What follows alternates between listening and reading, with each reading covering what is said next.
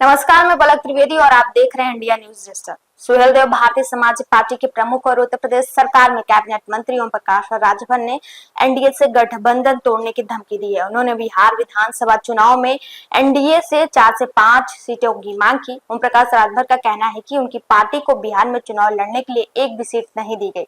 उन्होंने इस बात के लिए नाराजगी भी जाहिर की है। राजभर ने आरोप लगाया कि बीजेपी गठबंधन धर्म का पालन नहीं कर रही है। ओम प्रकाश राजभर ने आगे कहा कि सुहेलदेव भारतीय समाज पार्टी बिहार में एक मोर्चा बनाएगी और सभी सीटों पर चुनाव लड़ेगी।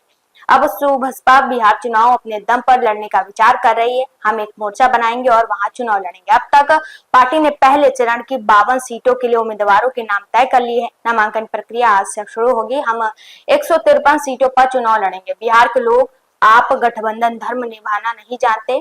आपने अपने नेतृत्व को गलत फीडबैक दिया। हम अपने गठबंधन धर्म का पालन करने के लिए तैयार हैं। अभी भी कुछ समय, अगर आप हमें अपने साथ रखना चाहते हैं तो हमें 4 से 5 सीट दे दीजिए। बता दें कि पार्टी के राष्ट्रीय प्रवक्ता अरुण राजभर ने भी कहा कि अभी हमारी पार्टी ने 53 सीटों पर अपने उम्मीदवार उतारे हैं। आगे चलकर और प्रत्याशी चुनाव में उतारेंगे। हमारी बीजेपी से बातचीत हुई थी। प्रदेश नेतृत्व के गलत फीडबैक के कारण हमको सीटें नहीं मिली है। उनका कहना है कि एनडीए को इसका खामियाजा बीजेपी को भुगतना होगा।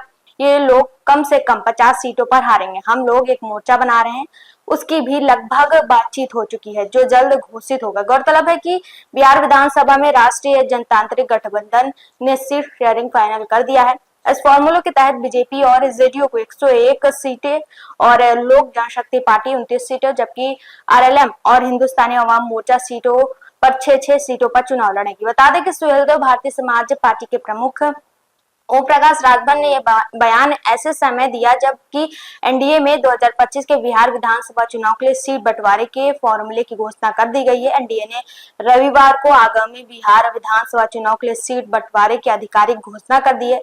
इस व्यवस्था के तहत बीजेपी और जेडीयू 101 सीटों पर चुनाव लड़ेंगे, जबकि लोक जनशक्ति पार्टी 29 सीटों पर चुनाव लड़ेगी। राष्ट्रीय लोक मोर्चा और हिंदुस्तानी अवाम मोर्चा 6-6 सीटों पर चुनाव लड़ेंगे। 243 विधानसभा सीटों के लिए 6 नवंबर और 11 नवंबर को 2 चरणों में मतदान होगा और मतगणना 14 नवंबर को होगी। फिलहाल के लिए इतना ही। ऐसे ताज़ा जानकारी और खबरों के लिए हमारे साथ जुड़े रहिए और देखते रहिए इंडिया न्यूज डिजिटल।